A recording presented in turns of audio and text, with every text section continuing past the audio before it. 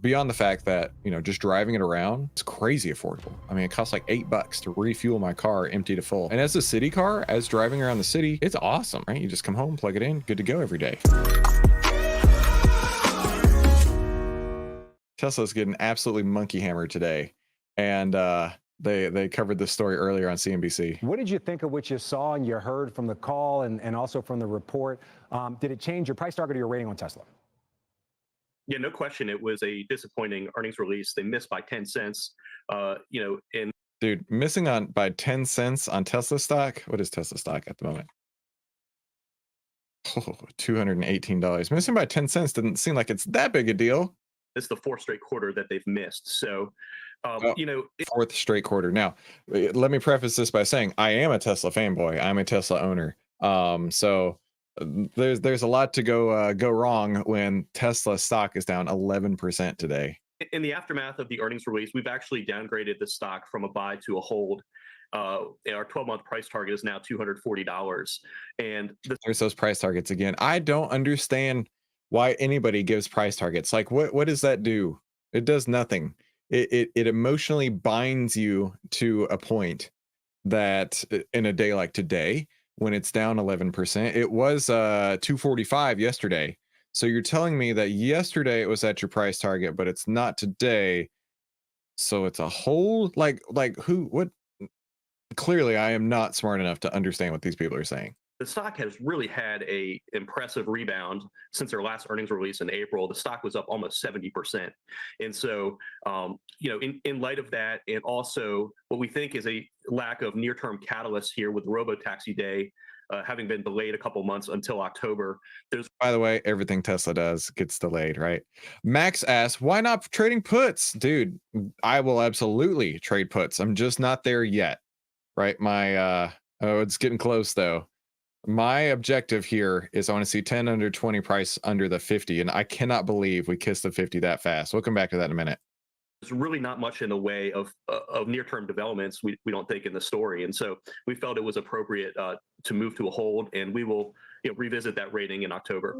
We're going to get to the road ahead for Tesla in just a minute. Because I use that pun one more time. But Garrett, on a serious note, our data team working overtime. I want to show you a chart when it looks at the gross auto margin for Tesla. The slide that we've seen in gross auto margin, how concerning is that if you're a Tesla investor? I mean, really margin, that's really where they have the advantage over other automakers. It is. Let's take a look at this chart. So gross deliveries are declining, which makes sense to me because the market is becoming more and more saturated. So that doesn't scare me off too much. Gross margins X regulatory credits. So you're telling me margins are improving? Like, that's okay to me. Especially that makes, as an investor, if my deliveries are going down but my margins are going up, I see nothing wrong with that. But I do got to say, it's really all in the infrastructure, right? It's all down to the infrastructure. Like I said, this weekend I'm going to be out on a guy's trip, and the place where we're going does not have a supercharger. There is one that's being built, and it seems to have been delayed when Tesla laid off all their supercharger team, and surely it's going to be finished at some point. But like, I'm looking at it like, this is really frustrating. I could have driven my car there if that charger were open, but I'm not going to be taking my car there for that reason. So take it from a Tesla owner, it could be better. It absolutely could be better. Is concerning, and it's a reflection of EV pricing that has come down so much over the past year and a half, and also the recent launch of the Cybertruck. Anytime you launch By the way, where I live, a decently affluent part of Texas, there are Cybertrucks starting to be all over the place. I finally saw 2 Cybertrucks passing each other the other day, so that was exciting for me and my kids. Right, we went by the Tesla delivery place where I picked up my car. They had 18 Cybertrucks, and that was so cool. We were just running around checking out all the Cybertrucks. Like, I just think they're the coolest things on 4 wheels. a new model, especially a kind of a niche product like the Cybertruck, that's more difficult to mass produce than. And then this chart says the deliveries are like recently consistent: 422, 466, 435, 484, 386, 443. I mean, this one is the highest it's been in 6 months or so. say the Model 3 or the Model Y, that's really going to weigh on margins overall. And so, they indicate on the call they haven't yet hit the point of profitability on the Cybertruck. They're continuing to ramp that up, and so that's really weighed on margins. But long term, we still like the story. We think there's significant margin expansion potential over time as they sell more full self-driving subscriptions and as they continue to improve their product there. And so, I've mentioned this before. I am not a fan of full self-driving. I had it for a 30-day trial, and I there were 2 times where it did things that I was not comfortable with being in the car with me and my family, and I was like, I'm done with this. I'm never doing it again. importantly, software sales are extremely high margin. However, basic autopilot, like the free version, is tremendous. I use that 90% of the time. Unlike auto manufacturing, which is very low margin business. And so over time, that's going to be accretive to their margins. So I want to go back to those Elon Musk comments we played at the very top. He basically said if you're a short-term shareholder, Tesla's not the stock for you. It sounds like you actually agree. I mean, coming up, and you said there's no near-term catalyst, but what about long-term? Coming up, robotaxi event on October the 10th. Supposedly the less expensive Tesla, the $25,000 Tesla possibly in the first half of 2025. And then Optimus, a humanoid robot for external use in 2026. Do you think those are long-term catalysts for this stock? And does Elon Musk have a point? If you're a Tesla shareholder, you have to give it some more time. We agree, actually. You really look at the near term and the intermediate term. I'm talking looking out 2 to 3 years. There's just not a lot of clarity right now as far as earnings growth, and you're actually seeing estimates come down, not increasing. And so, until we get more clarity on what the intermediate term looks like, we think it's a hold. We think you're going to get that, come October 10th. But right now, Tesla is a story stock. It really relies on a steady stream of positive catalysts, hope for the future. Elon Musk has talked at length about what they're doing in robotics, AI, the robotaxi, energy storage. But a lot of these are really long-term drivers. And we believe in the story longer term, but there's just not a lot of visibility looking into the near term or the intermediate term. So Garrett, we got to go, but very quickly, you said it ran up just too far, too fast. It's pulled back quite a bit right now, trading at about 228. Do you think this is a good level for Tesla, or is it still, after that run-up, is it still elevated? So where the stock is trading pre-market, there's some upside to our target of $240, but we think it's a hold here. Again, the idea of the price targets makes no sense to me because, like, so as of yesterday, it was at your target. Does that mean you sell? Right? Because it was there yesterday, but today it's not. Give me a break. These price targets drive me crazy. Brian's here.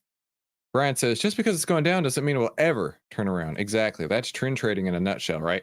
Ride it for as long as it lasts, and as soon as it turns around, get out of the way, right? They're telling you that they are guessing. I've mentioned this before. I've done these interviews, right? Basically, you just give your opinion, and you could be completely right or you could be completely wrong. And it doesn't matter because everybody forgets about the next segment anyway. Brian says, saturated market, supply and demand. Energy credits are going away. Dude, I'm glad I had that energy credit, but I mean, that's definitely one of the big attractive factors and why Teslas can actually be really affordable. Beyond the fact that just driving it around is crazy affordable. I mean, it costs like $8 to refuel my car empty to full. And as a city car, as driving around the city, it's awesome, right? You just come home, plug it in, good to go every day. Sebastian's here. With Biden leaving, don't hold your breath on infrastructure. If they provide targets, it gives analysts something to compare with. Yeah, I don't know. I compare with outliers data right here. In fact, let's go to Tesla real quick inside of outlier. I know this is a good one here, but what I want to show is the sell signal that came, because this was maybe better than the Boeing sell signal before all the doors started blowing off at Boeing. This may be better than that one. So we got a sell signal on July 17th, which is here. Now, the previous buy and sell signal came from June 17th to July 17th. So June 17th is here. In this time frame, Tesla went from, let's call it 187 over to let's call it 250, right? So a 32% gain just on Tesla, just on that one buy and sell signal. And then the bottom dropped out, right? The bottom dropped out from here down to here, down 12% in 5 days. An outlier got you out right at the top. That's why I'm such a huge advocate of outliers, because you can see right here on the chart just how well these signals work. Isn't that awesome? So if you were following Tesla, I definitely would have followed that sell signal to get out, but I'm not ready to start going short just yet because we are still in a long-term uptrend, right? There's a 50-day right there. So it is still technically above the 50-day moving average, still technically in an uptrend. Now, let's take a look at the rest of the market and a market analysis. All right. Welcome to the Outlier Trading Room. This is smart trading made simple. Save time, make money, start winning with less risk. And today we're going to be doing what I like to call profit hacking. If you don't have a copy of the Profit Hacking Playbook, be sure to go get one at profithackingplaybook.com, or it's in the VIP Investors Toolkit in the members area on the Discord. So for those of you who don't know me, my name is Chris Friul. I've twice been awarded top 100 people in finance. I've been successfully trading since 2009. I'm a partner with Outlier, and this is my style of trading using Outlier. We're going to be using the golden ticket trading strategy, which is the 8 steps to turn profit hacking into pure gold. Now, the master key to this is the SPY having a buy signal, the S&P 500 buy signal, the market breadth moving in the same direction as the buy signal, and the sector breadth also doing the same thing when we get to those individual stocks. So let's go take a look right now at the SPY. We do see the 10 is over the 20, price is under the 50. This is brutal. Right? This is brutal. This is why when it closed under, well, we got out right before the close under. It was on this date, the 18th. I said, get out of everything. You will remember that. You can go back to the live stream on that day and see me say that. This is why. Doesn't take a rocket scientist to see when things get weak, you get out. You pull right out, right? That doesn't mean you start going short just yet. That means you get out of the way because there's some volatility coming through. Definitely don't want to be in that mix. We do have a buy signal on the SPY. I would assume that that's going to be changing in the very near future. And whenever I see, we actually got a sell signal on the Qs a while ago, actually. It says on June 26th, and the Qs are down 3.5 percentage points today. June 26th was here. Look at that. From here to here, it's down about 3.5%. So it may not have caught the absolute top, but it definitely got you out before it started to go down. Hey, Jorn, good to see you.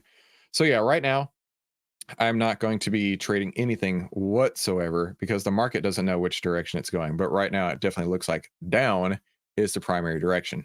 And if we look at the market breadth, this is what kept us out of the market just yesterday. In fact, we were talking and I said, look, the market breadth has crested. The number of stocks with buy signals has actually crested and is starting to come back down. And this is a perfect example as to why when you see the market breadth go to extreme levels, under 25% or over 25 or over 75%, start looking for reversals. That's exactly what we got here. The market is very cyclical, and the breadth right here can really light that fire. So where you can see, hey, you know what? I think something may be starting to turn around. Maybe it's time to start taking risk off the table.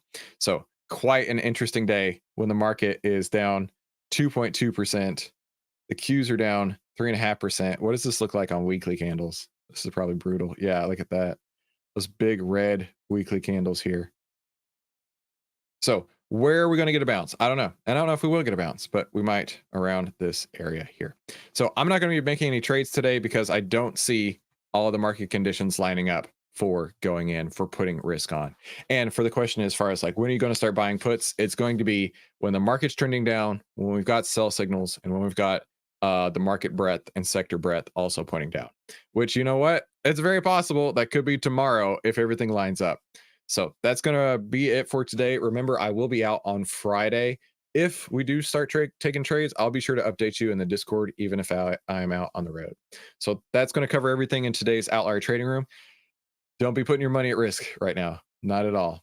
But maybe in the near future, we might find some opportunities. So thank you all so much for coming. I'll see you right back here tomorrow. Talk soon.